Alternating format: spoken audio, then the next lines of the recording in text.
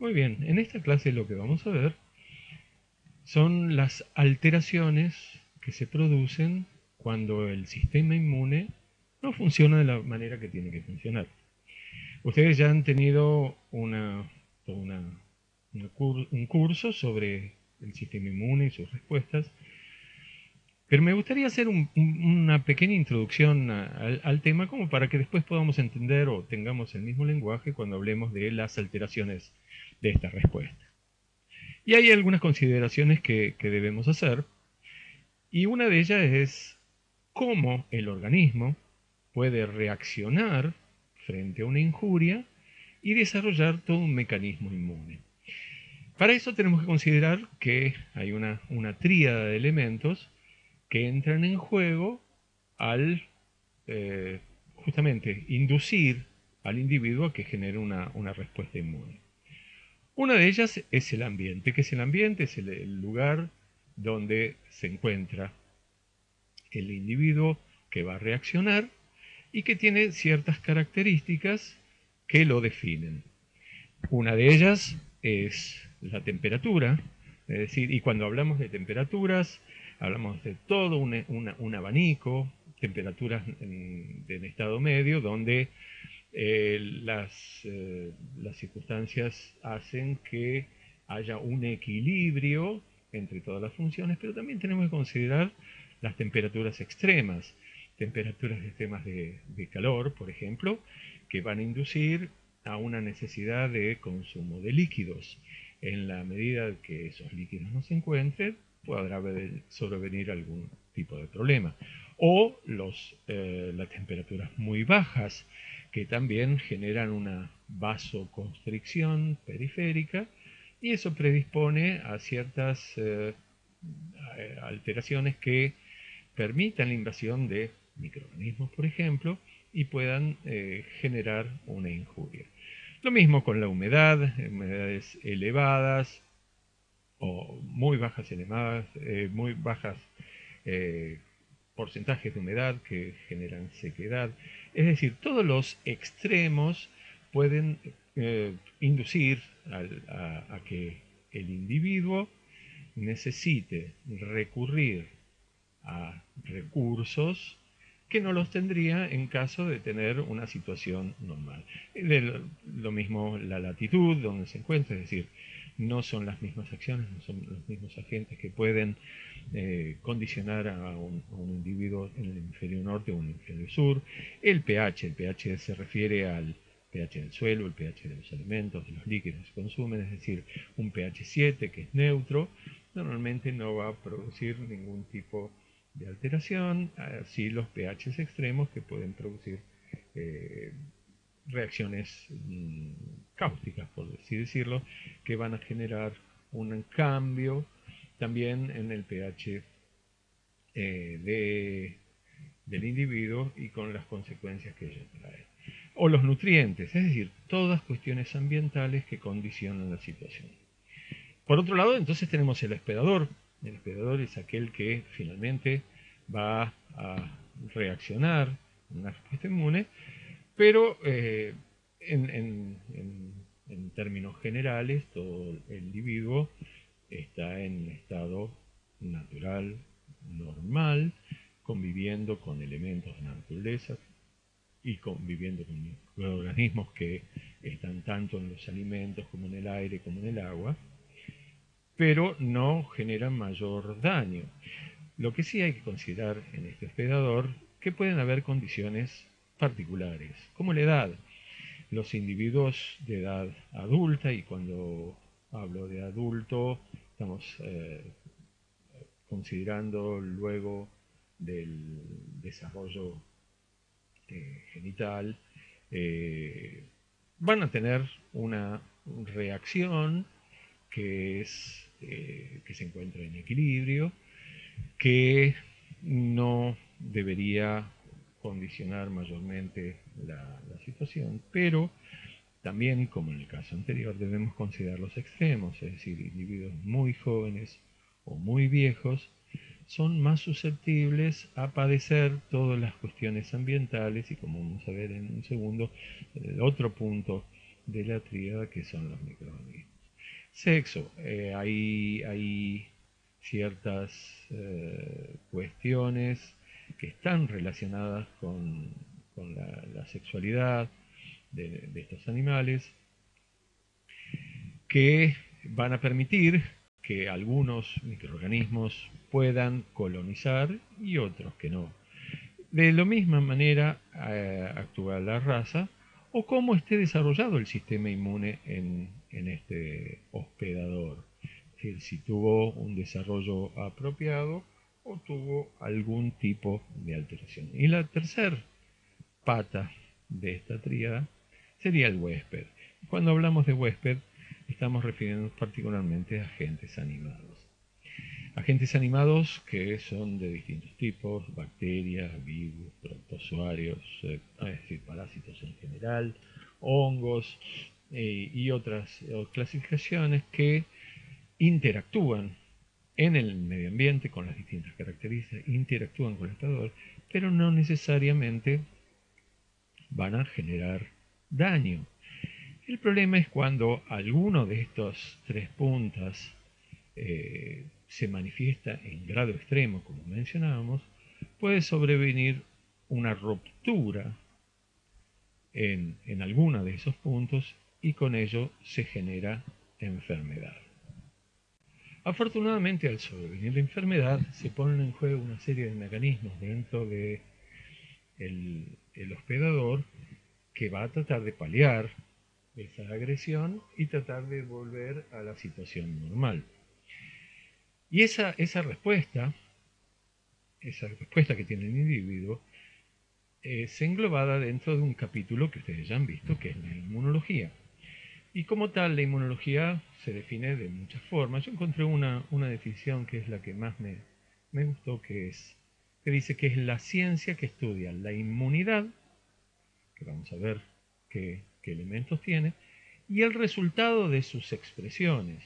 Es decir, no todo lo que reluce es oro, no toda respuesta inmune por parte del organismo va a ser 100% efectiva y muchas veces puede llegar a generar daño hasta el propio organismo.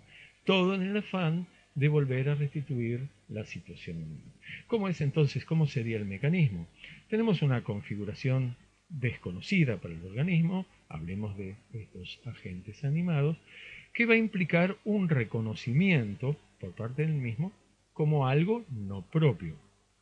En ese momento, entonces, se ponen en marcha inicialmente los mecanismos inespecíficos, que ahora vamos a definir, para dar lugar posteriormente a los mecanismos específicos, que ustedes ya conocen, mediados principalmente por linfocitos, tratando de reconocer específicamente, justamente, a esta configuración desconocida.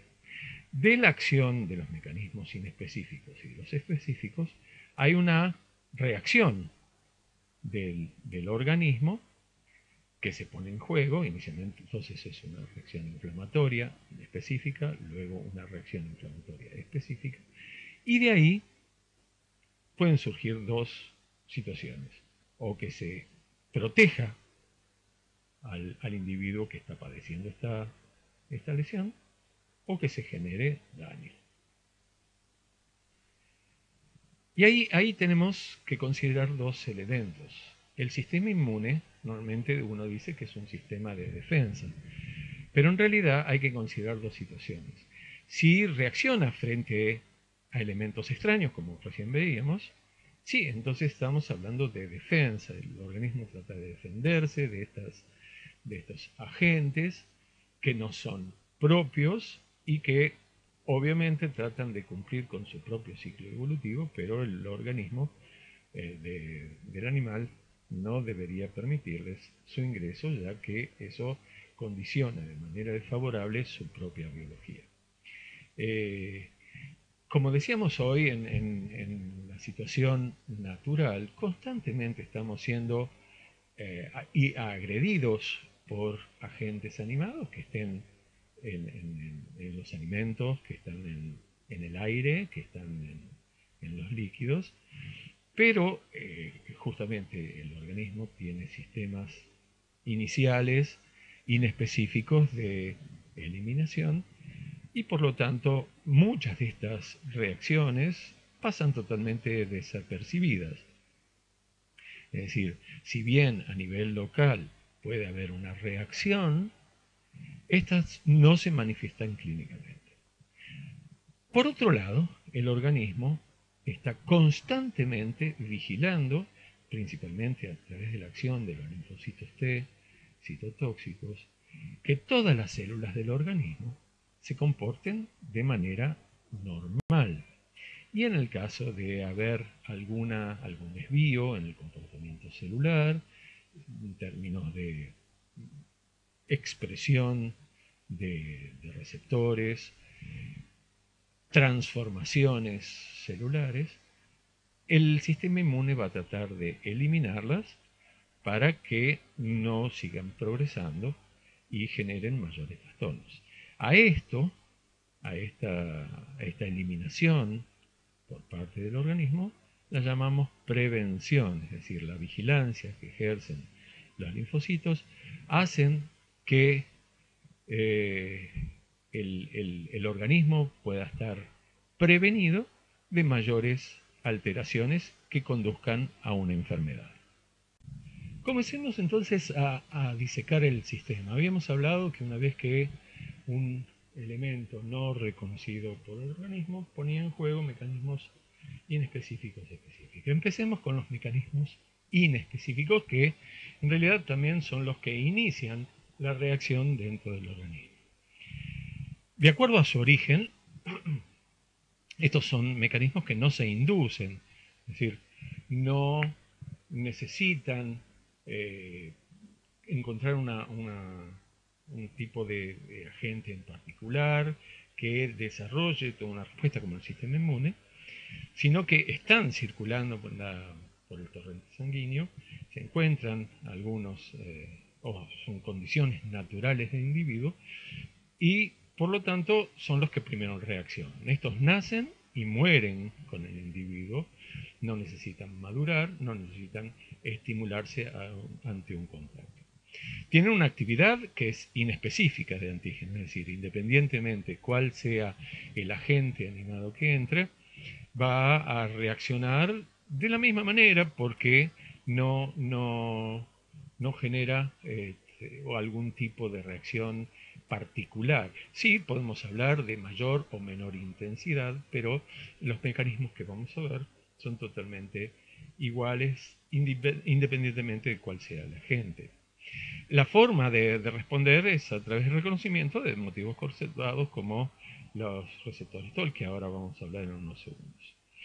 ¿Qué mecanismos tenemos? Bueno, hay mecanismos tisulares, celulares y humorales. En cuanto a los primeros, podemos hablar de la barrera cutáneo-mucosa, es decir, una de las principales barreras de contención de los distintos agentes es la piel.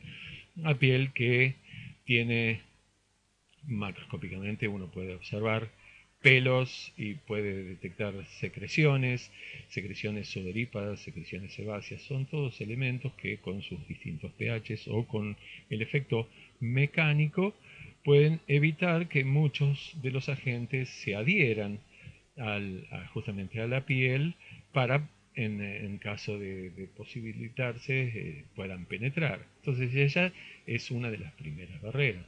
Pero a su vez hay que considerar la cuestión histológica. La piel tiene un epitelio estratificado, queratinizado, y la queratina entonces es una de las principales barreras para evitar que cualquier microorganismo pueda colonizar y penetrar.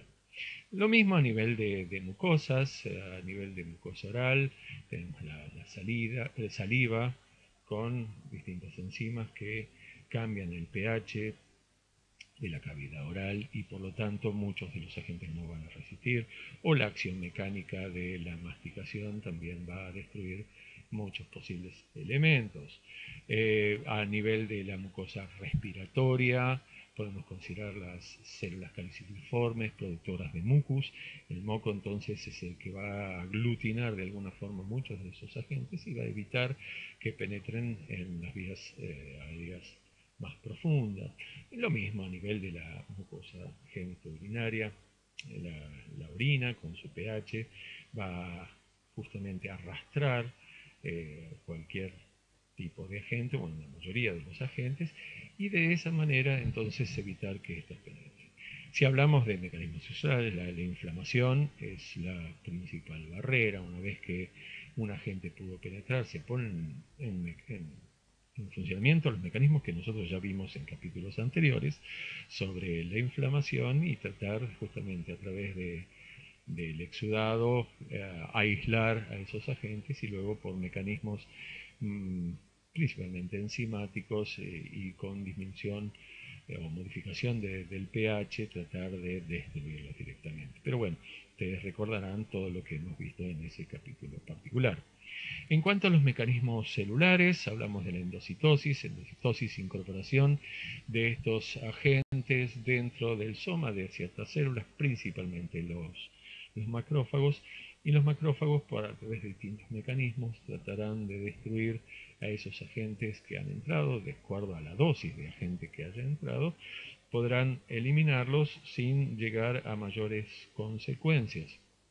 De la misma manera, las células NK, a través de la producción de granzimas, pueden llegar a destruir diversos agentes. En cuanto a los mecanismos humorales, podemos hablar del sistema complemento. Ustedes recordarán un sistema proteico o de proteínas que están en estado inactivo y se van activando en forma de cascada a través de la activación de los distintos pasos.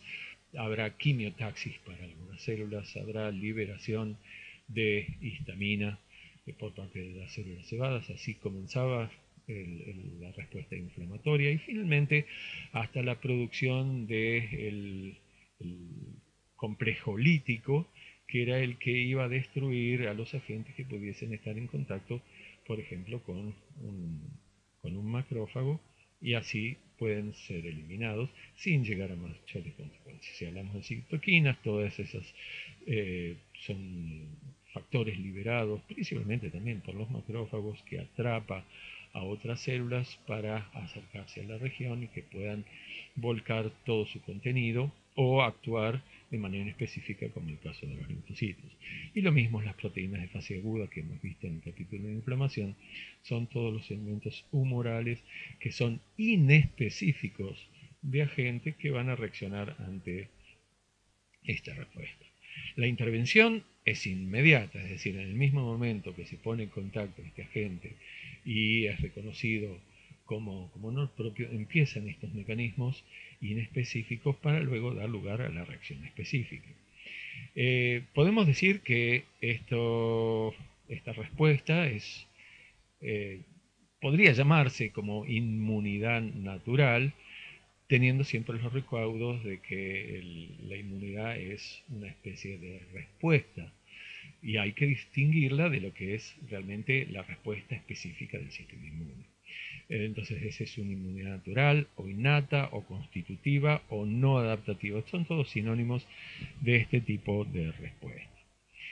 Lo que hay que remarcar es que esta respuesta no se modifica por nuevos contactos con los agentes, es decir, no se genera una memoria tal como sucede con la respuesta específica por parte del sistema inmune.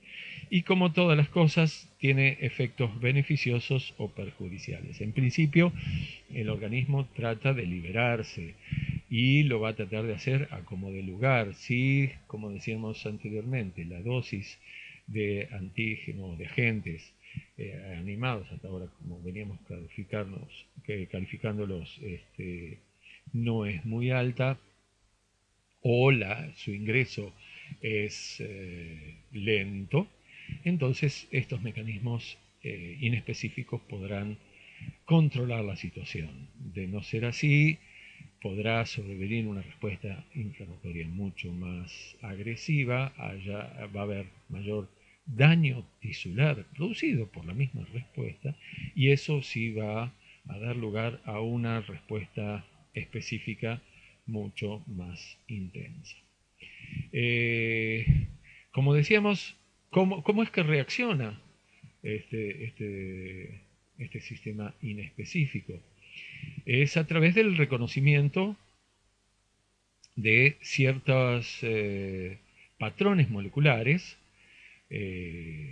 a través de un receptor de tipo TOL, o el llamado TLR, justamente porque reconocen patrones específicos de bacterias, de hongos, de virus, pero que no son específicos de especies de estos, sino que están conservados en estos microorganismos y por lo tanto, una vez que los contactan, comienza la reacción, es decir, la unión de estos receptores a los ligandos va a desencadenar toda una producción de citocinas y quimosinas que son proinflamatorias y ahí es donde se produce la respuesta inflamatoria. Una cosa que tenemos que tener en claro es que si de pronto la respuesta de los receptores se produce sin o sea, la inducción de estos receptores se produce sin la presencia de los agentes no animados, es un llamado de atención inicialmente, es una deficiencia de la respuesta por parte del organismo y eso puede dar lugar a enfermedades autoinmunes. En síntesis, ¿cuáles son los objetivos de los mecanismos inespecíficos? Contener a la infección antes de pasar a una respuesta específica o adaptativa, como se llama, tratando de limitar el daño que pueden producir los agentes al entrar al organismo. Y por otro lado, lo que hace es controlar la activación de esa respuesta específica, es decir, la modela o la modera de acuerdo al tipo de agente, de acuerdo a la cantidad de agente, al tiempo que en estos agentes han estado trabajando. Es decir, es un primer activador y es un modelador de la respuesta específica posterior. Veamos un esquema de cómo serían los pasos. Ingresa un organismo, atraviesa la barrera cutáneo o mucosa y eso va a dar lugar a una lesión. Esa lesión va a generar una inflamación, como la que hemos visto, con todas las consecuencias, activación de complementos, cininas, procesos de coagulación. Y en esa respuesta inflamatoria va a haber la presencia de macrófagos, que inicialmente son residentes, luego se transforman en macrófagos activados. De la inflamación y de la acción de los macrófagos puede haber una resolución y ahí, como que aquí no ha pasado nada, al menos no clínicamente, y el organismo de alguna forma, si se produjo algún tipo de daño celular, tratará de eliminar esas células dañadas. Esas células serán en lo posible reemplazadas y todo volvería a un estado de equilibrio. No digo normalidad porque la normalidad en sí no existe, pero sí un equilibrio entre lo que decíamos, el medio y los microorganismos junto con el hospedador. Ahora, por otro lado, estos macrófagos van a producir citoquinas y estas citoquinas pueden actuar a nivel de distintos órganos. Si actúa a nivel del sistema nervioso, obviamente va a producir los signos observados en la inflamación, como la fiebre, decaimiento, inapetencia, sueño. Son elementos clínicos que nos sirven para identificar que un proceso está ocurriendo dentro de un organismo supuestamente en equilibrio. A nivel del hígado hay indicadores tempranos de infección, las proteínas de fase aguda, muchas de ellas producidas por el hígado, empiezan a elevarse y por lo tanto es un indicador de que algo está sucediendo. A nivel de médula de ósea va a haber acción a nivel sanguíneo, es decir, mayor producción de leucocitos que van a acercarse al área de inflamación y van a comenzar a producir los neutrófilos como primer barrera celular, va a empezar a liberar distintas sustancias y distintas enzimas que van a tratar de justamente destruir de manera inespecífica a los distintos agentes y luego una nueva producción de macrófagos provenientes de los monocitos y todo contribuye con la inflamación. De esa respuesta entonces habrá resolución o habrá un paso posterior a una respuesta específica. Y veamos entonces ahora cuáles son los mecanismos específicos que continúan los mecanismos inespecíficos. Ahí hablamos de elementos que se inducen, es decir, que para que reaccionen es necesario que se activen de una manera específica de cuál sea el agente que está trabajando. Y otra de las características es que una vez que se expresan, empiezan a producir su actividad específica, obviamente tratando de destruir al agente agresor o al menos eliminarlo del medio donde pueda seguir produciendo daño. Y en el tiempo van a desaparecer. Van a desaparecer, esto es relativo. Primero vamos a ver que depende al tipo de respuesta que veamos, si es humoral o celular, es el tiempo que va a estar actuando. Pero además hay que considerar si el agente fue o no eliminado. Si fue eliminado y no vuelve a tomar contacto, bueno, si es una respuesta de base humoral podrá durar año y medio, toda la fase de memoria, o sea, las células de memoria empiezan a desaparecer. Si es una respuesta de base celular puede tardar años, 10 años o más, pero todo teniendo en consideración si el agente que dio lugar a esta reacción hubiese desaparecido. En el caso de seguir en contacto, ya sea dentro del organismo o que constantemente esté en comunicación con el individuo por diversas acciones que tiene o en el ambiente donde está, el contacto constante, entonces esa respuesta puede disminuir, pero va a seguir activa por mucho tiempo.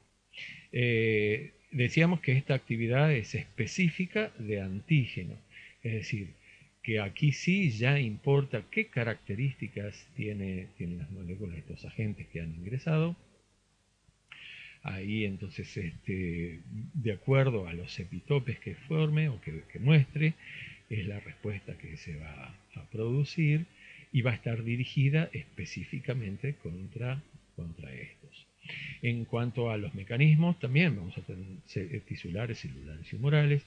Los tisulares están representados por el sistema inmune de la piel y de las mucosas, distintas células que se encuentran a distintos niveles que son las vías de entrada justamente al organismo de la mayoría de los antígenos, serían interceptadas por células de la respuesta inmune, distintos linfonodos o cúmulos linfocitarios con la capacidad de producir anticuerpos locales. Van a tratar de inhibir la prosecución del ingreso de estos agentes y tratar de eliminarlos, o al menos limitarlos en su lugar.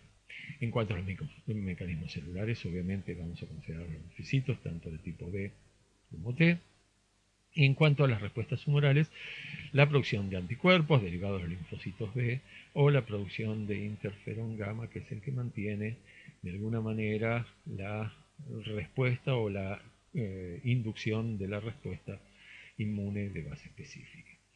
Decimos que la intervención es mediata, es decir, a diferencia de los mecanismos específicos que eran inmediatos, aquí va a haber un tiempo hasta tanto se produzca la clonación de las poblaciones específicas que van a reaccionar contra distintos epitopes, y para eso se necesita un tiempo. Si bien inmediatamente después de en contacto ya empiezan a producirse algún tipo de reacción, el pico de producción para los linfocitos B estará a los 7 días aproximadamente, 5 o 7 días, y para los linfocitos T, es decir, respuestas de base celular, podríamos necesitar aproximadamente unos 15 días. Es decir, esta respuesta, al ser específica, necesita una serie de modulaciones que ustedes obviamente ya conocen, y eso requiere un tiempo de activación. Decimos que es una inmunidad específica adquirida porque si bien el sistema inmune se va desarrollando en el individuo antes de que pueda tomar contacto con ciertos antígenos, La referencia a la adquisición es adquisición, una respuesta en base a una agresión específica. Y es adaptativa, se adapta a las circunstancias de cuáles son los agentes que están actuando.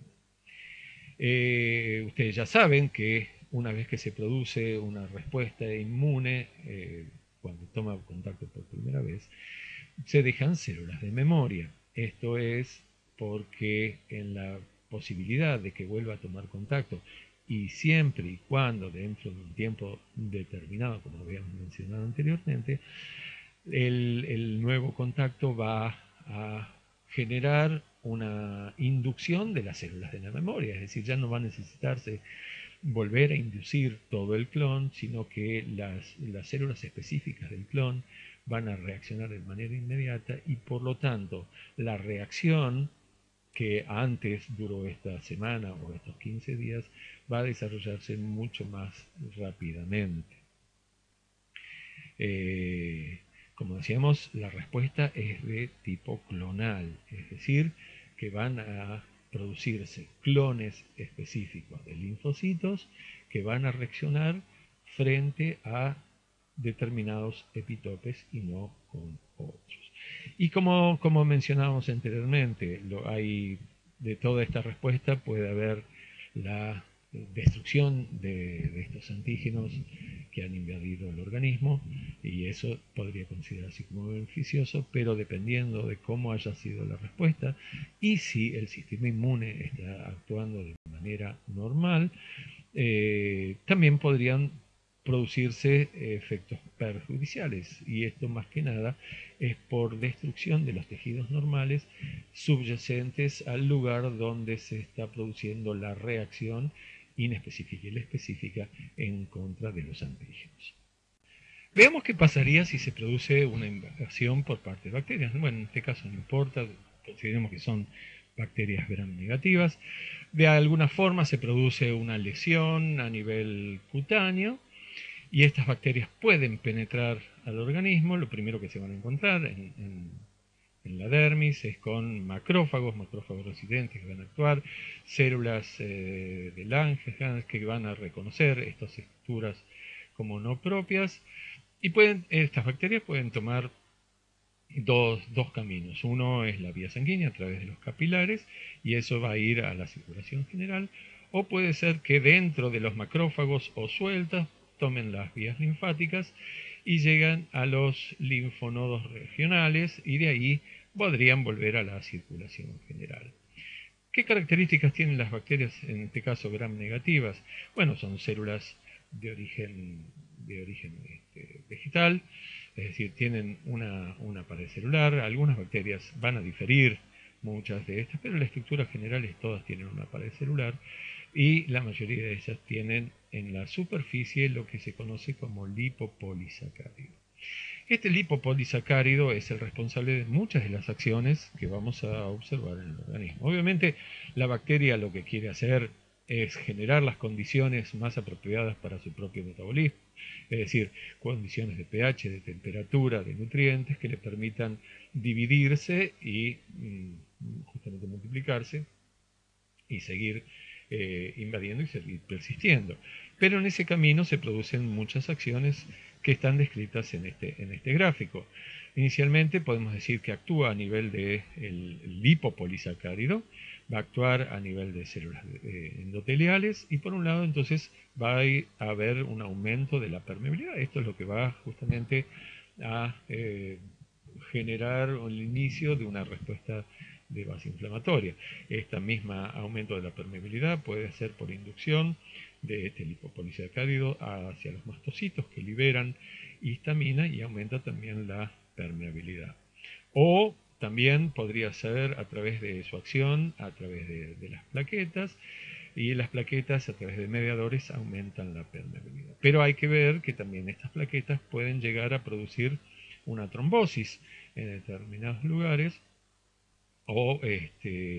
y eso condiciona que no haya mayor circulación y eso obviamente va a beneficiar la replicación de estas bacterias.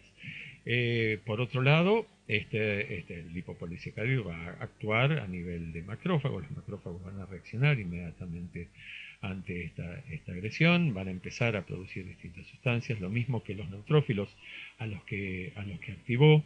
Los macrófagos luego actúan sobre los neutrófilos atrapando mayor cantidad de neutrófilos a través de la interleuquina 8, y por otro lado estos macrófagos producen interleuquina 1 y factor de necrosis tumoral, que a su vez este factor de necrosis va a actuar sobre las endoteliales y va a seguir aumentando la permeabilidad. Pero por otro lado, la acción sobre la interleuquina 1, por un lado, va a desarrollar todos los mecanismos de la fiebre, que ya hemos visto en otras clases. Por otro lado, va a actuar a nivel del hígado produciendo un estado de hipoglucemia, pero fundamentalmente tenemos que ver aquí que la interleuquina 1 va a empezar a activar a los mecanismos específicos a través de las células T, que a su vez estas van a producir interferón gamma, y esto va a seguir reclutando a los macrófagos para que el proceso se continúe. Por otro lado, el lipopolisacárido actúa a nivel del complemento y los factores quimiotácticos y también llamados anafilotoxinas como CC3A y C5A, van a generar un estado de shock, igual que si el aumento de la permeabilidad generaba una hipotensión. Obviamente todo esto beneficia a la bacteria, pero ojo, porque ya estamos activando distintos mecanismos de base celular y luego humorales que van a tratar de destruirlas. ¿Cómo es la activación celular? Ya inmediatamente, una vez que penetraron estas bacterias a nivel de la piel, empieza el reconocimiento por las células presentadoras de antígeno. Estas, que sean macrófagos o células Langerhans, van a dirigirse hasta los linfonodos regionales y ahí van a actuar activando los linfocitos T de tipo CD4, que por un lado van a actuar sobre macrófagos, neutrófilos y eosinófilos para que sigan generando una respuesta de base no específica, como un proceso inflamatorio que venimos describiendo recién, pero también va a dar lugar a la producción o va a ser el gatillo para que se produzca la reacción específica.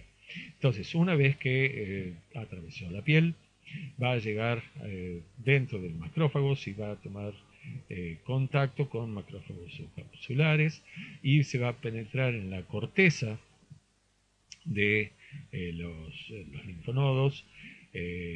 Ahí tenemos linfocitos B de distintos clones, luego se va a empezar a reclutar alguno de estos clones a través de la activación obviamente de los CD4. Recordemos que a nivel de la paracorteza tenemos linfocitos T, tenemos células dendríticas interdigitantes que permiten justamente que estos linfocitos T tomen contacto con distintos antígenos y empieza la expansión clonal. Y es aquí, en el centro del linfonodo, donde toman contacto los macrófagos o células interdigitantes que acarrean a los antígenos, toman contacto con tanto los linfocitos T como los linfocitos D, y ahí se produce la verdadera expansión clonal. Y en ese momento, entonces, esa transformación de un linfonódulo inactivo, podemos tener un linfonodo activo que se caracteriza por una mayor cantidad de citoplasma de los linfocitos. Esto nos está indicando que están reaccionando. Esto es lo que se ve histológicamente, pero el cuadro anterior lo que nos mostraba es cómo puede llegar a producirse toda una respuesta inmune, todo basado desde la penetración de las bacterias a través de una pequeña herida que pueda tener la piel. A modo de resumen de lo que acabamos de ver, entonces, cuando entra una bacteria, en este caso, se pone en contacto con células presentadoras de antígeno, en el caso de serlos, o al menos macrófagos que endocitan. El mecanismo se produce a través de una opsonización, es decir, una preparación del antígeno para ser endocitado. Eso era mediado por anticuerpos o por fracciones del sistema complemento, ya que los macrófagos cuentan con receptores tanto para la producción FC de los anticuerpos como para la fracción C3b del complemento. Eso hace que estas bacterias pueden ser endocitadas y ahí empieza un proceso de desguace, por así decirlo, de estas bacterias, y estos epitopes pueden seguir dos vías, o la producción de antígenos de histocompatibilidad, es decir, presentación de estos antígenos a través de los antígenos de histocompatibilidad de tipo 1 o tipo 2 en membrana para luego activar la respuesta de base celular, o que va a dar lugar a la respuesta de base humoral. En forma esquemática, entonces, estos macrófagos activados que ingirieron o endocitaron a los antígenos van a empezar a producir interleuquina 1 y factor de necrosis tumoral. Es decir, ante la presencia de estos antígenos en membrana, va a activar a los linfocitos. Estos linfocitos activados van a producir distintos mediadores inflamatorios, pero por otro lado va a producir interferón gamma, que va a reactivar o a activar macrófagos que estén residentes inactivos, y los va a reactivar, y así es como comienza toda la respuesta inmune. Si vamos a la presentación y el reconocimiento específicamente, estos macrófagos que tienen la capacidad de presentar antígenos van a presentarlos de dos tipos. Como toda célula nuclear del organismo, van a tener antígenos de compatibilidad de tipo 1, y algunos, aquellos macrófagos que tengan participación en la respuesta inmune, van a tener antígenos de clase 2. Entonces, estos antígenos expresados en membrana, en conjunto con los distintos epitopes de las bacterias que acaban de fragmentar, van a presentarlos, y ahí entonces probablemente a nivel de los linfonódulos se contacten con células linfocitos de tipo T. Si es antígenos de clase 2, es decir, si la presentación es a través de antígenos de clase 2, de histocompatibilidad de clase 2, van a actuar en primera instancia los linfocitos T de tipo CD4 específicos, que van a coaptar justamente con estos receptores, y ahí comienza la proliferación clonal, es decir, la expansión clonal, que luego va a actuar sobre los linfocitos T. También se van a expandir clonalmente y se van a transformar luego de la inducción por la interleuquina 6 en células plasmáticas productoras de anticuerpos. Por otro lado, estos mismos CD4 podrían actuar a nivel de los linfocitos CD8 y coadyuvarlos en su actividad. Pero los linfocitos CD8 pueden activarse de manera independiente a través del reconocimiento de los antígenos de compatibilidad de tipo 1. Esto va a ser suficiente como para que estas células empiecen a expandirse clonalmente, obviamente en una forma más lenta que lo hace los CD4, pero más sostenida en el tiempo, y es específica entonces para antígenos de tipo particulado.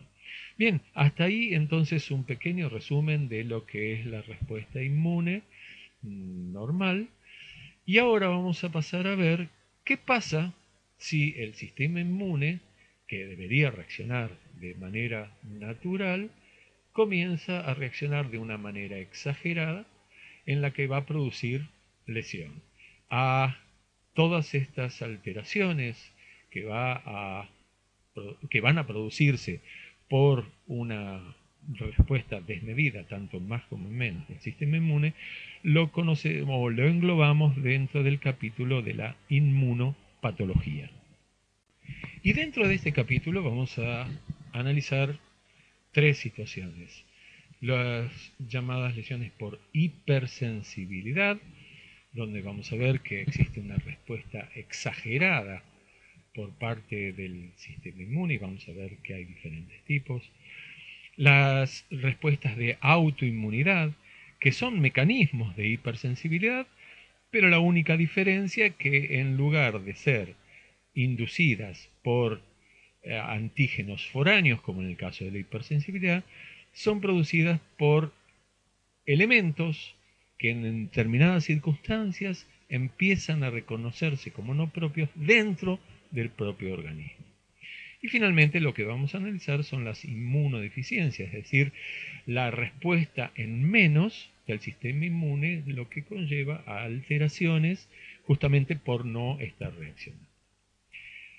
Y vamos a ver que si consideramos los primeros tipos, es decir, la hipersensibilidad, que también son los mismos mecanismos de autoinmunidad, contamos con 4 tipos. Los 3 primeros, el tipo 1, 2 y 3, son mediados por anticuerpos. El primero llamado alergia, el segundo citotoxicidad celular, el tercero de inmunocomplejos. Son distintos mecanismos que van a producir algo similar, es decir, lesión dentro del mismo organismo por respuesta exagerada por el sistema inmune. El tipo 4, también llamado de respuesta retardada, a diferencia de los anteriores, que son mediados por anticuerpos, son mediados por células inmunes, y ya vamos a ver algunos ejemplos de ellos. Para comprender la hipersensibilidad de tipo 1 debemos hacer un recordatorio de algunas células que intervenían en la respuesta inflamatoria específica. Una de ellas son los mastocitos o células cebadas, células que tienen distintos tipos de gránulos, gránulos alfa, gránulos densos, que contienen distintas sustancias. Y aquí tenemos algunas características. Algunas de estas sustancias son quimiotácticas, como la interleuquina 5, que va a actuar sobre los eosinófilos, célula fundamental en esta respuesta exagerada de parte del sistema inmune. La interleuquina 8, que actúa atrapando neutrófilos. Y luego, bueno, factor de necrosis tumoral, leucotrieno B4, factor activador de plaquetas. Por otro lado, en los activadores tenemos la histamina, también el factor de actividad de plaquetas, tritasa, quinasa, quininogenasa, y algunas interleuquinas como la 4, la 6, la 13. Es decir, distintas sustancias que no son específicas de antígeno, pero que van a contribuir con la respuesta inflamatoria. Por otro lado, también tiene efectos espasmogénicos, es decir, que generan la tos a nivel de las vías respiratorias, y entre ellos tenemos la histamina, que también era vasodilatador, como habíamos visto, las prostaglandinas, los leucotrienos C4 y D4. ¿Por qué son importantes estas células? Cuando entra un antígeno que va a dar lugar a este tipo de respuesta, y cuando entra por primera vez, al igual que lo que habíamos visto con las bacterias, se va a producir un reconocimiento como no propio. Dentro de una célula presentadora de antígenos se produce su procesamiento. Este procesamiento va a dar lugar a una presentación de estos antígenos, estos epitopes en realidad, porque son fracciones de antígenos, en el contexto de los antígenos de histocompatibilidad de tipo 2.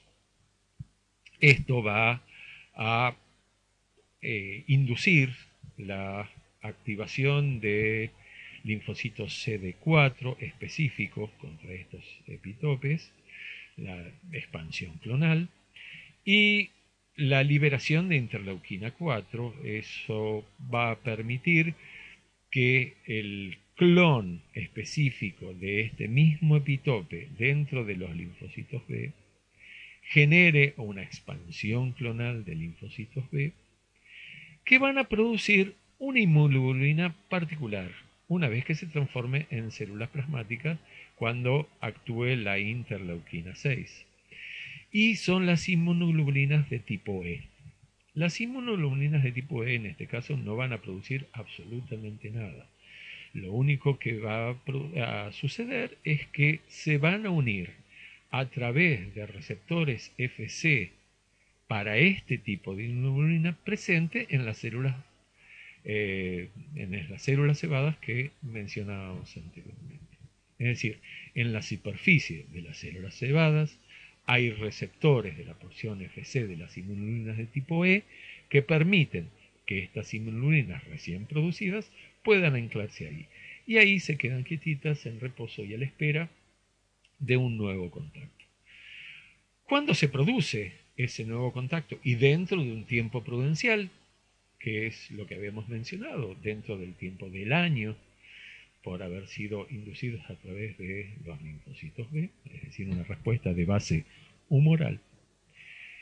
Ya no necesita otra vez expandirse clonalmente todo esto, sino que directamente ese antígeno interactúa como a modo de puente entre dos sitios Fab de estas inmunoglobulinas presentes en la célula plasmática, y eso es suficiente como un gatillo, un desencadenante de la liberación de mediadores de los gránulos presentes en las células cebadas, y entre otros lo que va a producir es liberación de histamina, y eso, como ya sabemos, va a tener efectos sobre la salida de la porción líquida del plasma al intersticio, es decir, es un exudado de tipo seroso.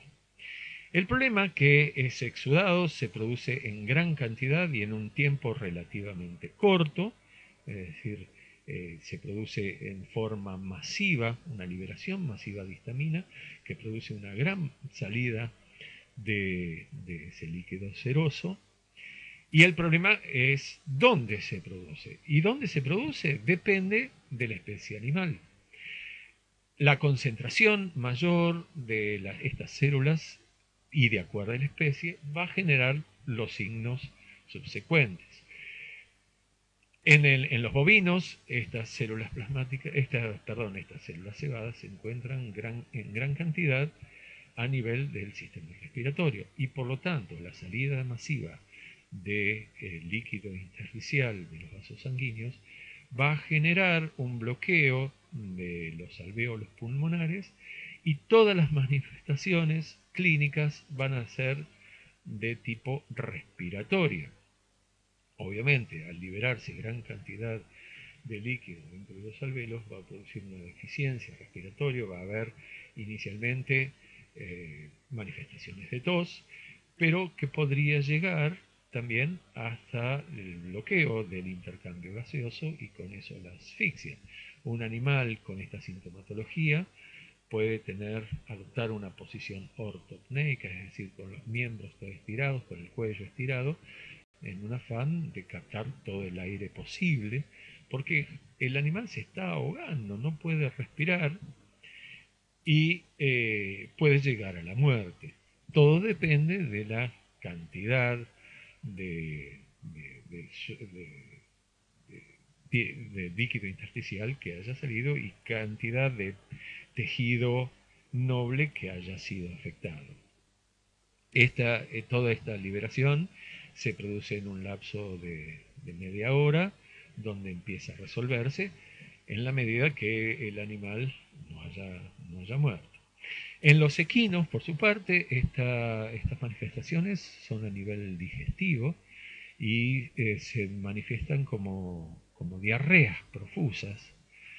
En los perros se puede manifestar a nivel de la piel con un intenso prurito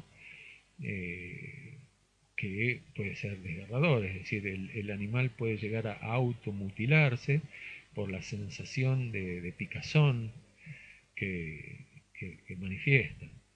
Es cierto que decíamos que con el tiempo va disminuyendo, pero las lesiones que esto produce pueden ser graves en la medida de que haya una extrusión masiva de líquido intersticial, es decir, la salida del líquido plasmático hacia el intersticio, puede llegar a producir un shock. Y en este caso, por ser mediado por el sistema inmune, hablamos de un shock anafiláctico. Es decir, una reacción de este tipo puede desencadenar signos clínicos muy exagerados, por eso hablábamos de un mecanismo de hipersensibilidad, una mayor sensibilidad de lo normal, que puede llevar a la muerte. En este esquema vemos lo que habíamos mencionado, pero un poco más detallado, la presencia de la inmunoglobulina E anclada a los receptores para la porción Fc de estas inmunoglobulinas y la unión de los epitopes entre dos inmunoglobulinas que son el gatillo para que justamente se produzca la señal de degranulación, por un lado a los gránulos que ya contienen las distintas sustancias, genera esa liberación a través de la membrana, y donde principalmente vamos a hablar de mediadores primarios como la histamina, que es el agente vasodilatador por excelencia. Pero por otro lado, también se activan ciertas citoquinas, por ejemplo, activan a nivel de fosfolipasa de membrana, esa transformación a la fosfolipasa A, que va finalmente a actuar a nivel del ácido araquidónico con la producción de leucotrienos y prostaglandinas que van a mantener esa vasodilatación de manera exagerada, y son los llamados mediadores secundarios. Y tenemos un montón de mediadores dentro de estas células cebadas, como aquellos quimiotácticos, espasmogénicos o distintos activadores. Obviamente no vamos a empezar a desarrollar ninguno de estos porque ya lo hemos visto en el capítulo correspondiente, cuando hablábamos de inflamación, cuando hablábamos de trastornos vasculares. Pero voy a rescatar uno, que es la interleuquina 5, que genera o produce la quimiotaxis y activación de los eosinófilos. Los eosinófilos son estas células, son polimorfonucleares que tienen una preponderancia en este tipo de mecanismos, ya que son los responsables de contrarrestar todos los efectos que producen las células cebadas. Es decir, yo recién les comentaba de que estas manifestaciones clínicas se producen durante un tiempo determinado. ¿Y qué es lo que limita el tiempo? Justamente son estas células. ¿Por qué?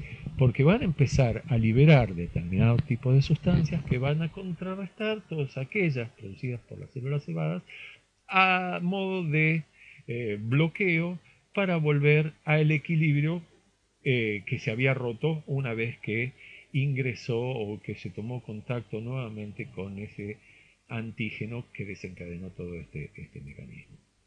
Y entonces estos eosinófilos tienen sustancias para bloquear las principales. Por ejemplo, para la histamina, los eosinófilos producen histaminasa, y de esta manera es el principal de los bloqueadores de la vasodilatación que iba a acarrear esa liberación de líquido al espacio intersticial. Por otro lado, va a producir prostaglandina E, que eso va a aumentar el AMP cíclico, con lo cual inhibe la liberación de los gránulos que todavía se mantienen dentro de estas células cebadas. Por otro lado, contienen aril sulfatasa, que contrarresta a los leucotrienos, y fosfolipasa D, que contrarresta el factor activador de las plaquetas. Es decir, los principales elementos que van a inducir la salida de líquido por parte de los vasos son contrarrestados por los eosinófilos. ¿Y quién es el malo de la película? Es decir, ¿quién es el que induce todo este tipo de trastornos? Son los llamados alergenos. Es decir, son antígenos, pero por desencadenar una respuesta de este tipo, que en el caso de tipo 1 produce la alergia, son los llamados alergenos. Muchos de estos alergenos son aptenos, es decir, que no son antígenos completos, es decir, por sí mismos no pueden desarrollar una respuesta exagerada del sistema inmune, pero sí si están unidos a determinados carriers o transportadores, como podría ser una proteína de gran peso como la albúmina. Es decir, una vez que se absorben a, a estas proteínas, se comportan como un antígeno verdadero y ahí desencadenan todo este mecanismo. Es decir, los mismos alergenos que pueden ser causales de respuestas inflamatorias en el hombre también lo pueden ser en los animales. Y si hablamos de alimentos, bueno, podría ser la avena, sobre todo en los equinos, es una responsable de la respuesta en estos animales, o lo mismo hay alfalfas, animales sensibles. Es decir, eh, para tener o para desencadenar este tipo de respuesta hay que tener una atopía, es decir, una sensibilidad particular, probablemente de origen genético, que predisponga a estos individuos a sufrir este tipo de trastornos. A estos individuos justamente se llama atópicos porque tienen esta predisposición a la enfermedad. La leche de distintos animales puede producir una respuesta en otros individuos. El huevo o el pescado son algunos de los alimentos más comunes provenientes de los alimentos que pueden llegar a producir este tipo de cosas. Aquí mencionamos las lectinas. Las lectinas son proteínas provenientes en su mayoría de plantas que pueden llegar a producir un efecto similar a lo que producen los alergenos. Las lectinas per se pueden unir a las células cebadas y desencadenar absolutamente el mismo mecanismo, es decir, inducir la degranulación de estas células y todo el cuadro que acabamos de mencionar, pero sin ser mediado por una respuesta de tipo inmune, es decir, las lectinas no van a inducir la producción de inmunoglobulina E, pero se van a comportar igual que si estuviesen presentes las inmunoglobulina E sobre las células cebadas. Entonces, si bien los cuadros son similares, los mecanismos de inducción son distintos, es decir, los inductores son distintos, aunque el cuadro clínico sea el mismo. Inicialmente uno dice es una respuesta alérgica porque desconoce en principio cuál puede ser el alergeno o el inductor. Una vez que se identifica, entonces ya ahí podremos hablar de una alergia propiamente dicha o simplemente una hiperreacción del organismo a determinadas sustancias, como en este caso las lectinas. Hay otras sustancias que pueden ser inhaladas o pueden ser incluidas en el organismo a través de la conjuntiva, como puede ser el polen de ciertas plantas o hongos que estén flotando en el aire o determinados polvos que acarrean distintas sustancias, es decir, todos elementos que son irritantes, que producen muchos de ellos una reacción local. Si es a nivel de la conjuntiva, va a producir una conjuntivitis, donde justamente la conjuntiva se encuentra pletórica de sangre, se van a notar los vasos sanguíneos, la conjuntiva está enrojecida. Inicialmente uno podría pensar que es una respuesta inflamatoria, que lo es, pero no de base infecciosa, es decir, no va a dar lugar a una inflamación como las que habíamos mencionado anteriormente, sino es una respuesta que a los pocos minutos, o decíamos, a la media hora, puede llegar a desaparecer. Algunos fármacos, en el caso de la penicilina, sí necesita absorberse a la albúmina para transformarse en un antígeno, y hay muchos pacientes que son susceptibles a la penicilina y por lo tanto es muy importante, antes de instituir un tratamiento con esta droga, determinar por alguna prueba de interno-reacción si el individuo es susceptible o no lo es. La aspirina también puede ser un fármaco que genere este tipo de respuesta. Y muchos parásitos también pueden generar este tipo de respuesta.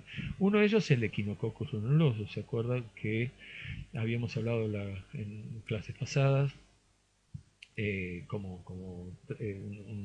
parásito que puede producir un quiste, el quiste datídico, que iba a generar una respuesta compresiva que iba a dar lugar a una atrofia por compresión, y lo habíamos visto a nivel del hígado. Y el problema de que se rompa el quiste no es tanto la posibilidad de que los parásitos que están en formación empiecen a formar más parásitos, sino que justamente este quiste es extremadamente alergénico, y justamente la ruptura de este quiste puede llegar a producir una reacción tan exagerada que va a, casi sin excepción, a conducir a un shock anafiláctico y muerte del individuo que lo presente. La picadura de mosquitos, la picadura de abejas puede dar lugar a reacciones locales al nivel de piel, que generan mucha picazón, que producen un abón, es decir, como una especie de tumor que uno lo deprime y está lleno de líquido.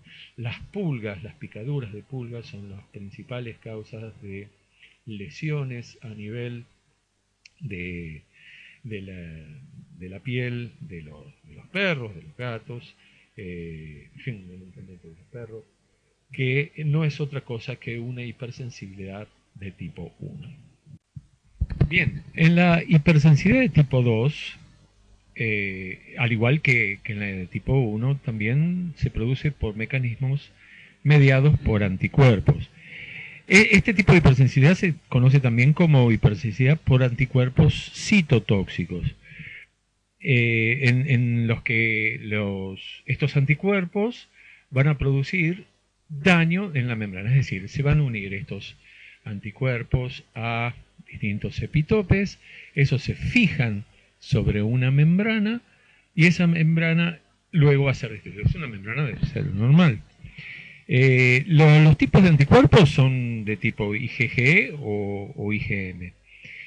Esto generalmente comienza como una respuesta inmune normal, que puede ser dirigida contra distintos microorganismos, contra parásitos, y la particularidad que tienen estos antígenos es que los epitopes se encuentran adosados a las membranas, y en este caso son células normales. Al destruirse la célula normal, entonces, al fijarse estos complejos a la membrana de la célula normal, lo que va a ser destruido al fijarse el complemento va a ser la célula normal.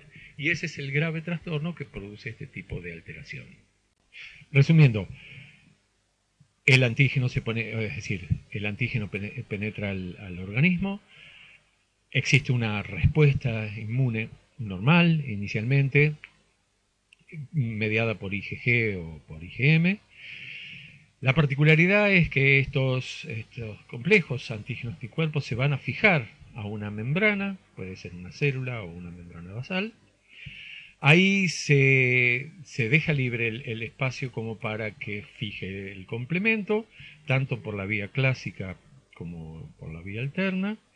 Y este es el complemento, en su fracción C5 a C9, la fracción lítica, la responsable de la destrucción del tejido subyacente. En muchos casos, al estar estos complejos fijados a una membrana, hay muchas células que no pueden endocitar. El mecanismo normal de destrucción sería una endocitosis del complejo y destrucción por parte de una célula presentadora, como podría ser el macrófago. Pero en muchos casos eso no sucede, como en el caso aquí en un neutrófilo, que no puede endocitar a un complejo que ya esté fijado, y por lo tanto, al tener receptores para la porción Fc, ya eso le sirve como un desencadenante, comienza a descargar sus enzimas y se produce la toxicidad de la célula de la región tisular para, eh, para tratar de, digamos, anular la presencia de ese complejo o del antígeno que estaba induciendo.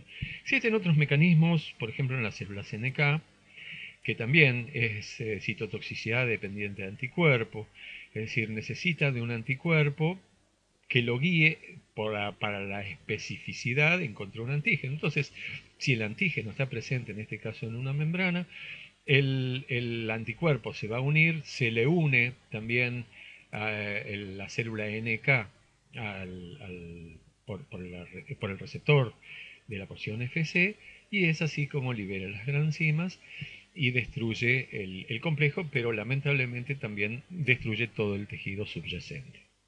Aquí tenemos algunos ejemplos que podrían conducirnos a una hipersensibilidad de tipo 2.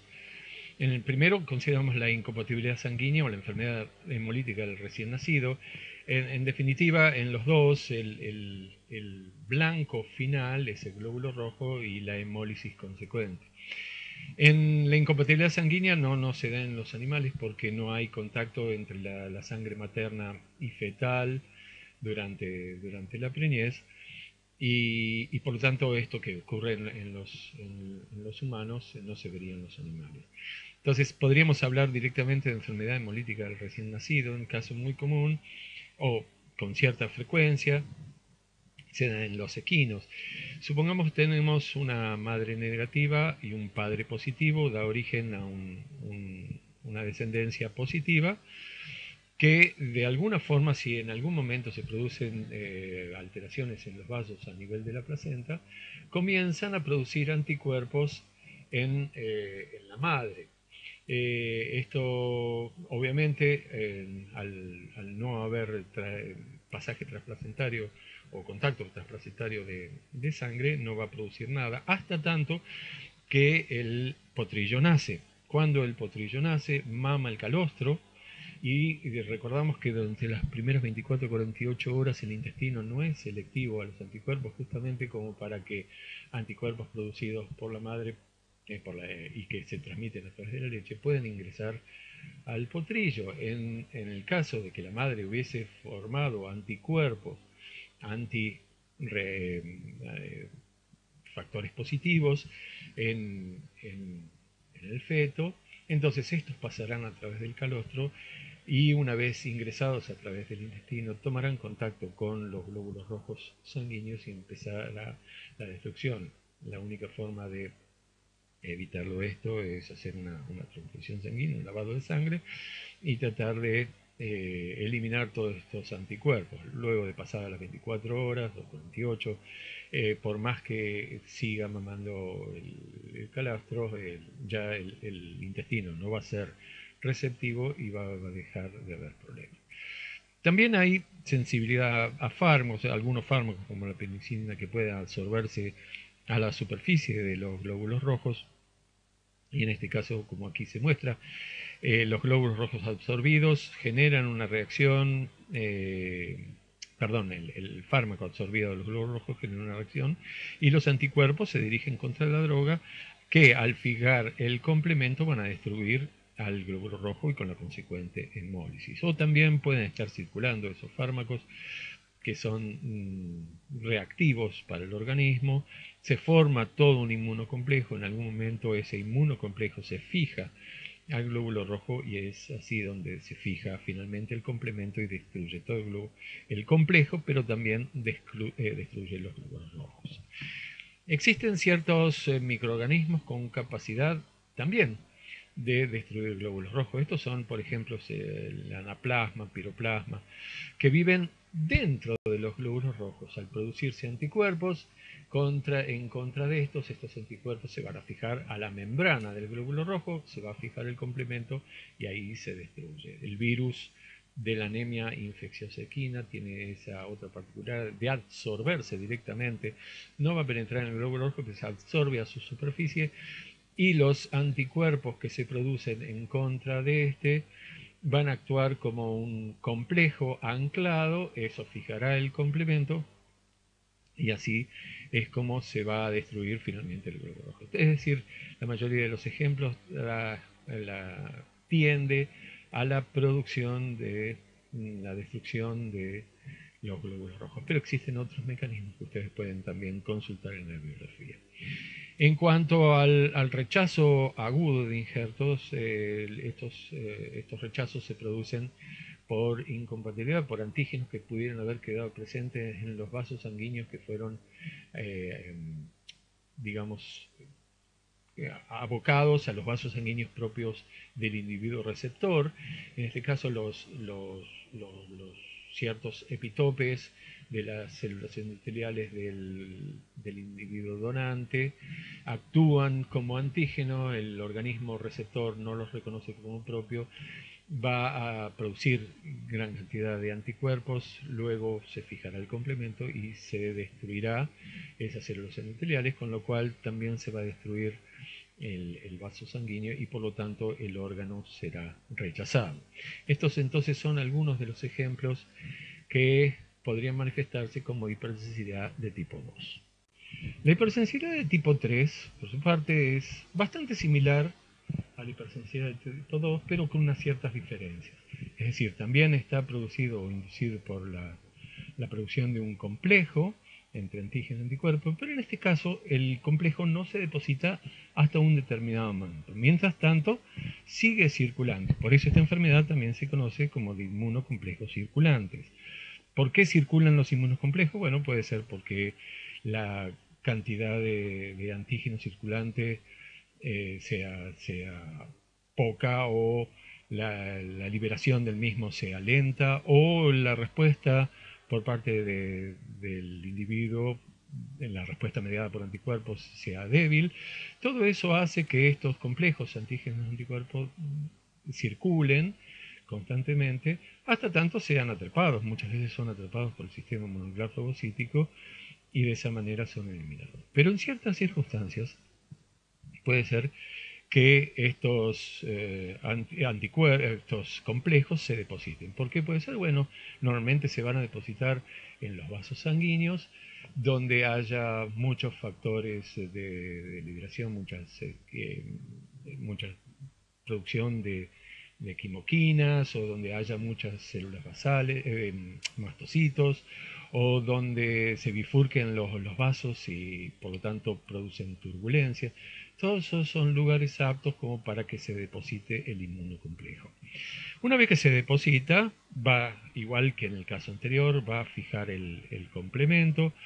El complemento va a activarse por la vía clásica, y en su activación va a producir anafilotoxinas, que son quimiotácticas para neutrófilos.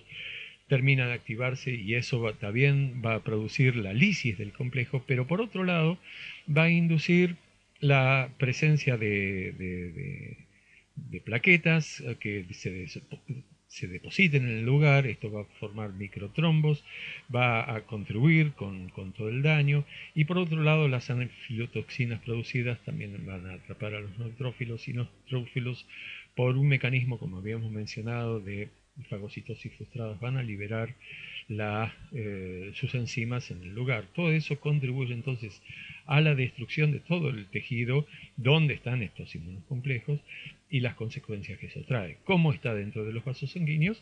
Podríamos hablar inicialmente de una vasculitis por hipersensibilidad, y dependiendo de dónde esté, que podría ser a nivel de los glomérulos por la presión sanguínea que hay ahí, podemos hablar de una glomerulonefritis vascular o glomerulitis vascular. Podría ser a nivel de las articulaciones, entonces hablábamos de una artritis vascular, todo por una hipersensibilidad de tipo 3.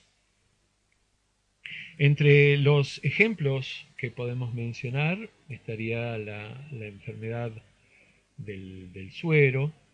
Esta es una enfermedad que ya no se observa más que en el laboratorio.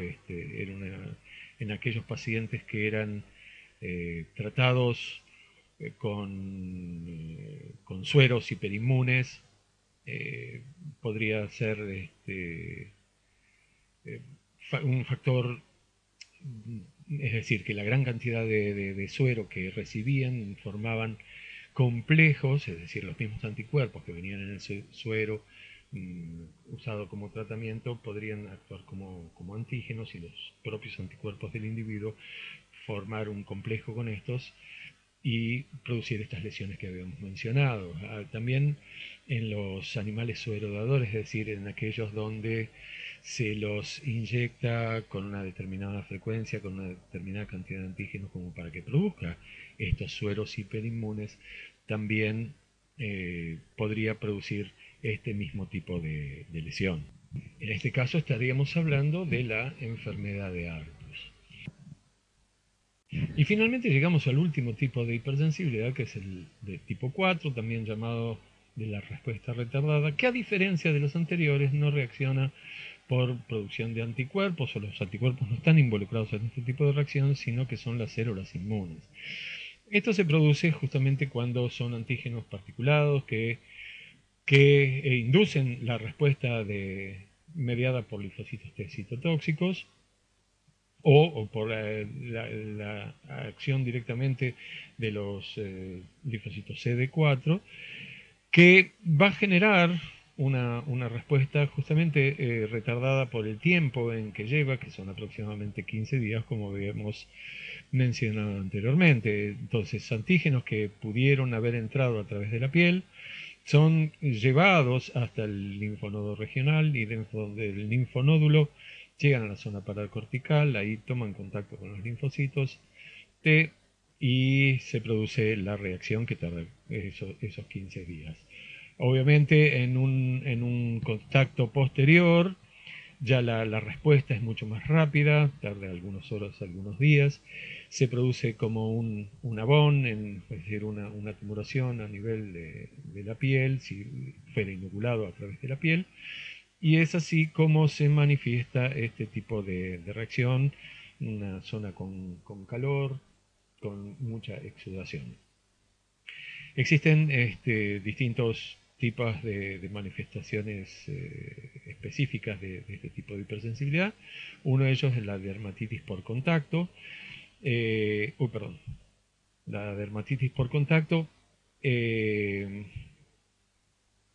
es una reacción a nivel cutáneo que se produce por una estimulación constante y duradera en el tiempo de un determinado antígeno, que genera una irritación constante. Eso se puede observar mucho en animales hogareños, tipo perros, que se acuestan sobre un piso que es constantemente limpiado con algún tipo de desinfectante que pudiera producir alguna reacción, y en el tiempo eso se va a convertir entonces en una sustancia antigénica, irritante, y los antígenos van a contactar con los linfocitos T, los tipos CD4, van a generar este tipo de reacción que produce justamente, como decía, una exudación, un área de calor, enrojecimiento de la piel, y generalmente se lo observa en las regiones del vientre. Hay que distinguir entonces con la dermatitis atópica, es decir, podría ser la producida por pulgas, en las que hay un excesivo prurito, que en este caso no se observa, y obviamente el mecanismo de acción, aquella era de base humoral y esta es de base celular. Otro ejemplo es la intradermoreacción, es decir, es un antígeno que es inoculado exprofeso para determinar si el animal tomó contacto con el antígeno verdadero, y esto se produce normalmente con la intradermoreacción de la tuberculosis, es decir, se inocula un preparado, un derivado proteico del bacilo tuberculoso. Normalmente se usa uno de los pliegues de la cola, el otro se lo deja como control.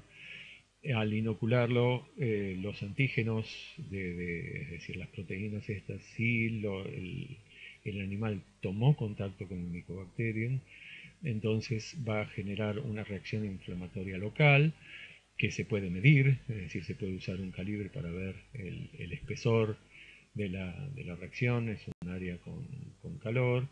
Cómo queda el otro lado de control también se puede medir y ver las diferencias. Si en las 24 o 48 horas se produce esta reacción, entonces significa, entre otras cosas, podría significar que el animal tomó contacto. Obviamente siempre hay falsos negativos y falsos positivos que hay que tomar en consideración, pero esta sería la base.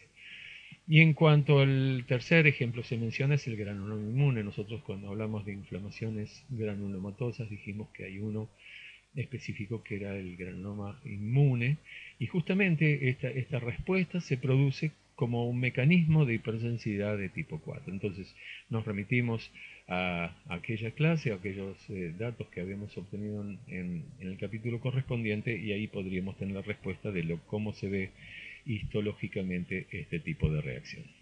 Muy bien, seguimos ahora entonces con los procesos de autoinmunidad. Ya habíamos visto los de hipersensibilidad. Dijimos que las fases de la autoinmunidad son similares a los de hipersensibilidad. Lo que difería era el antígeno que le da origen. En este caso, en los procesos de autoinmunidad, el sistema inmune va a reaccionar contra las propias células o propias moléculas del propio organismo. Esos son llamados autoantígenos. Y eso se produce cuando fracasan los mecanismos de autotolerancia. Entonces la pregunta ahora es, ¿qué es la tolerancia?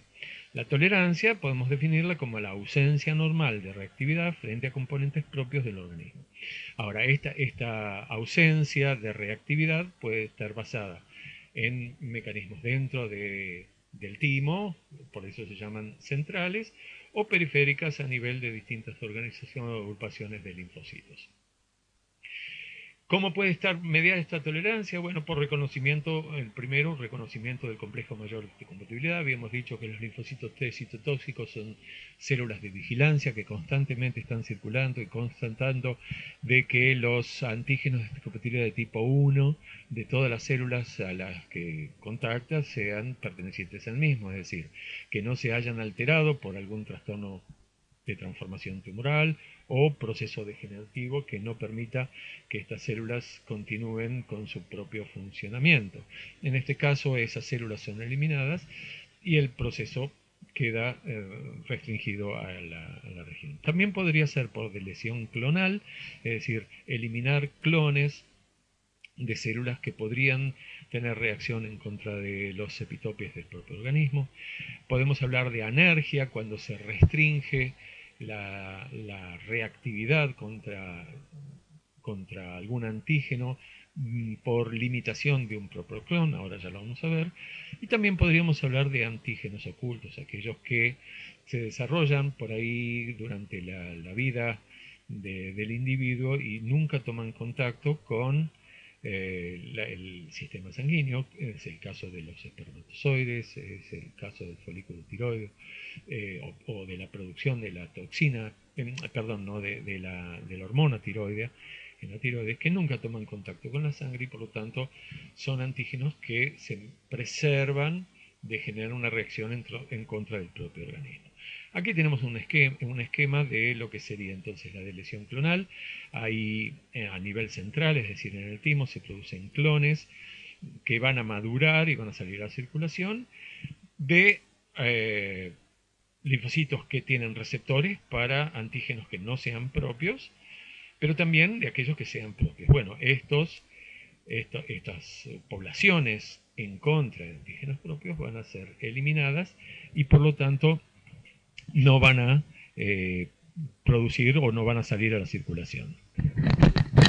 Contra la energía clonal podemos ver en este gráfico, en el central, un linfocito que va a reaccionar en consonancia con una célula presentadora de antígeno, se va a estimular, va a haber una activación clonal, como la que hemos mencionado a lo largo de toda la charla, pero va a haber también señales negativas, es decir, la misma célula presentadora de antígeno se contactará con células, pero que éstas van a producir una señal negativa, es decir, no van a reaccionar, a eso se le conoce como anergia, y justamente no va a producir la expansión clonal y por lo tanto hablamos de una anergia clonal.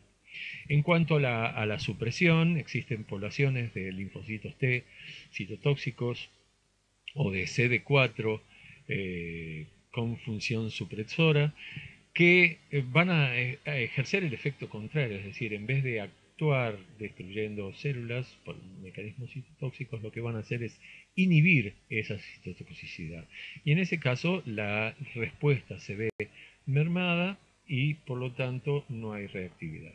Todo esto habla de tolerancia, tolerancia en determinadas circunstancias.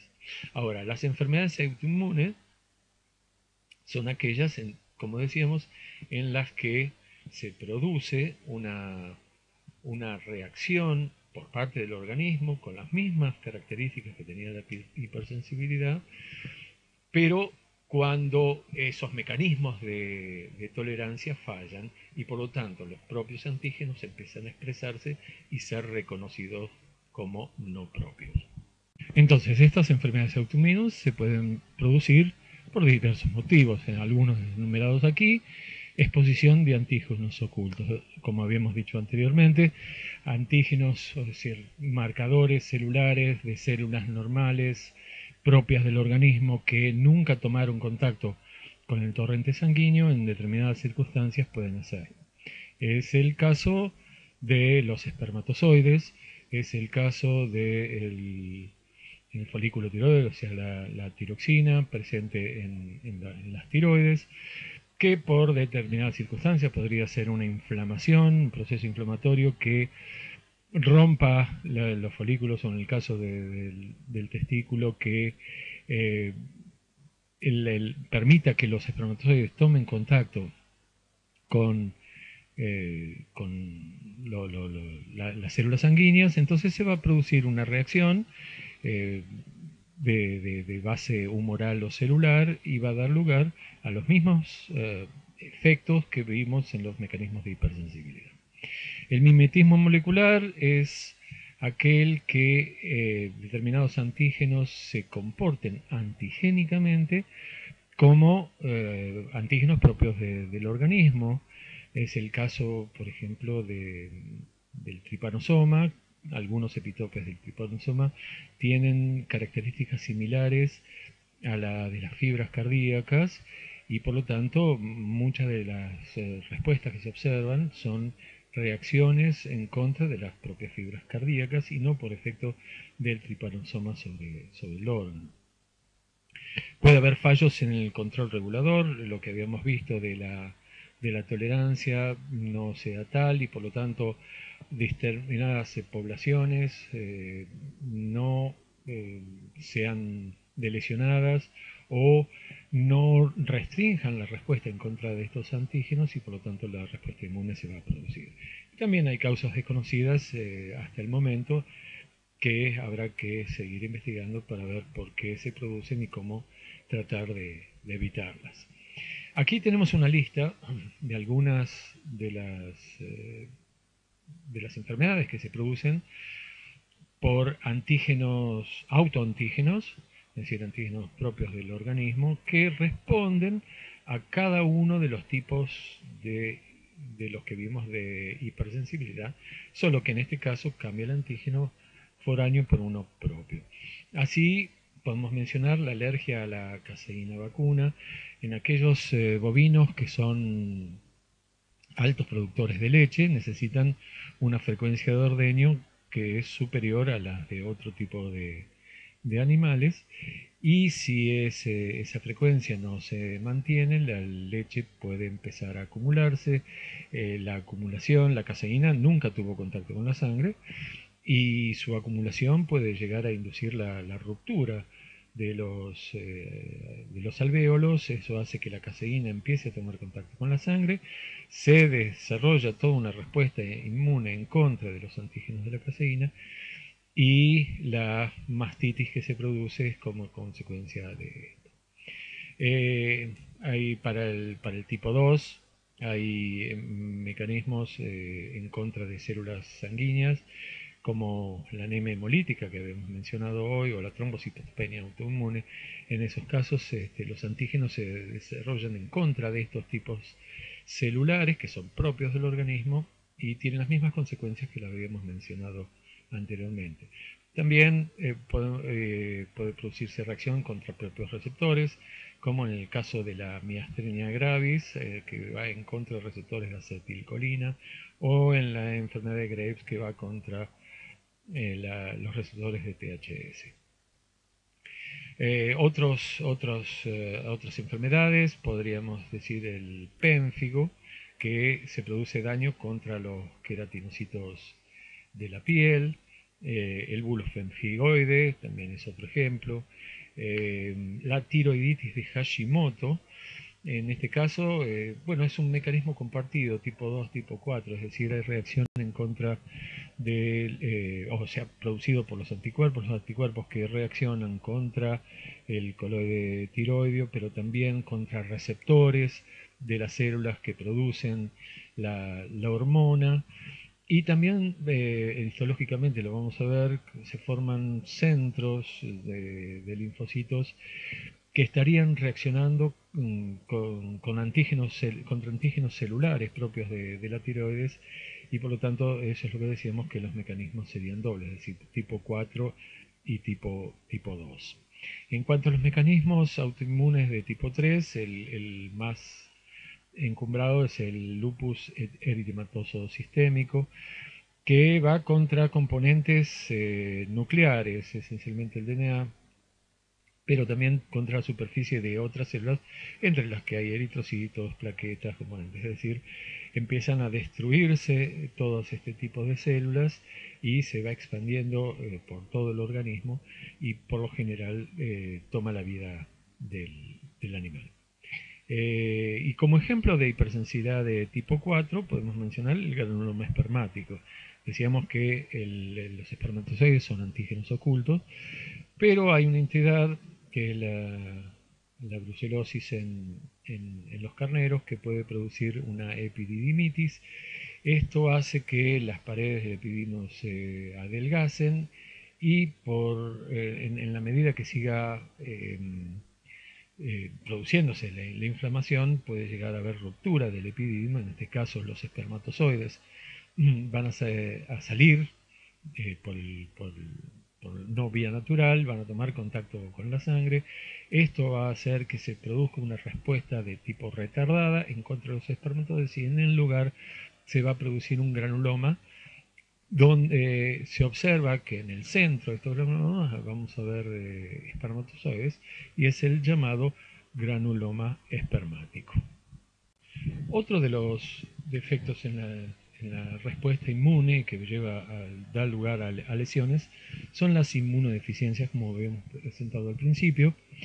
Y aquí podríamos decir que habría dos tipos de inmunodeficiencias: las hereditarias y las adquiridas. Las hereditarias son aquellas que vienen con el individuo y que van a determinar una deficiencia en el tipo de células, en su actividad, es decir, puede faltar células sanguíneas, puede faltar, es decir, puede estar disminuida su activación, puede ser entonces funcional o directamente anatómico. Y así consideramos deficiencias en los linfocitos B, lo que va a dar lugar a una A-gamma globulinemia, es decir, ausencia de inmunoglobulinas. También podemos hablar de deficiencias de linfocitos T por ausencias de hormonas tímicas, o que haya una aplasia tímica, es decir, que directamente el órgano no se forma y por lo tanto los linfocitos T no van a madurar. Obviamente la deficiencia de estas células o de su funcionalidad va a acarrear una serie de trastornos, fundamentalmente de la imposibilidad de reaccionar en contra de antígenos foráneos, pero además va a tener otras características que predisponen a los individuos a sufrir enfermedades, y muchas veces son incompatibles con la vida. Puede haber una inmunodeficiencia combinada, es decir, ausencia anatómica o funcional de linfocitos B y T. Puede haber defectos del sistema monocrófago-cítico. Debemos recordar de todas maneras que los macrófagos no son parte de las células del sistema inmune, pero son contribuyentes fundamentales para que la respuesta inmune se produzca de manera apropiada. Esos serían entonces los trastornos hereditarios. En cuanto a los adquiridos, son los que se producen a lo largo de la vida del individuo, y podemos ver algunos ejemplos como los que están aquí descritos, como por ejemplo la inmunosupresión viral, es decir, virus que afecten determinados órganos, determinadas células y con ello impliquen la deficiencia del sistema inmune, caso por ejemplo en la inmunodeficiencia felina o en la leucemia felina, o en las aves la enfermedad de Gumboro que afecta a la bolsa de Fabricio. En cuanto a la inmunosupresión por drogas, bueno, es muy conocido el efecto que tienen los corticoides sobre el sistema inmune, que los deprime. Entonces, si bien tiene mucho efecto en las respuestas inflamatorias, uno debe ser cauto en cuanto a el abuso de esta droga y sobre todo en el tiempo, porque justamente puede producir esta inmunodeficiencia que puede ser temporal en la medida de que se retiren los corticoides de la sangre, o puede ser permanente si se continúan utilizándose. Lo mismo la ciclofosfamida es una droga que también puede producir este mismo tipo de trastorno. Y finalmente la inmunosupresión parasitaria. Tenemos el ejemplo clásico de la sarna demodéctica, que no solamente se ubica en el folículo piloso y produce una dermatitis muy pruriginosa, sino que se protege dentro del folículo produciendo una inmunosupresión, con lo cual se mantiene el parásito en ese lugar hasta tanto se establezca el tratamiento en contra del mismo, lo cual va a restablecer la respuesta inmune del individuo. Y llegamos al final, y unas pocas palabras, ya que lo vamos a ver luego en el capítulo correspondiente. El sistema inmune también puede reaccionar en contra de tumores, y existen distintos mecanismos para hacerlo. Uno es a través de un mecanismo de citotoxicidad dependiente de anticuerpos por parte de los polimorfonucleares, como habíamos visto anteriormente. Las células NK, que también por un mecanismo de DCC, es decir, una citotoxicidad dependiente de anticuerpos, que van a tratar de destruir las células neoplásicas. Los macrófagos, que de alguna forma se contactan con receptores o con epitopes presentes en la membrana de la célula neoplásica y tratan de eliminarlos. Y finalmente la célula típica de reacción específica contra las células tumorales serían los linfocitos T citotóxicos, que son los encargados, decíamos, de la vigilancia, y en la medida que encuentran células que han cambiado esas características superficiales van a reaccionar. De todas maneras, vamos a ver cómo que las células tumorales también tienen defensas en contra de la respuesta inmune, tratando de sintetizar a nuevos epitopes presentes en membranas, de manera tal que hasta que se monta la respuesta inmune en contra de estos nuevos epitopes pasa un tiempo, y en el transcurso de ese tiempo ya los vuelve a cambiar. Algunos los internaliza, los esconde. Otras células tumorales producen ciertas mucinas que bloquean los epitopes superficiales, y por lo tanto las células inmunes o las células inflamatorias no pueden llegar. Es decir, esta es una lucha entre la célula que trata de subsistir a ultranza y la de las células de la reacción específica o de la región específica que tratan de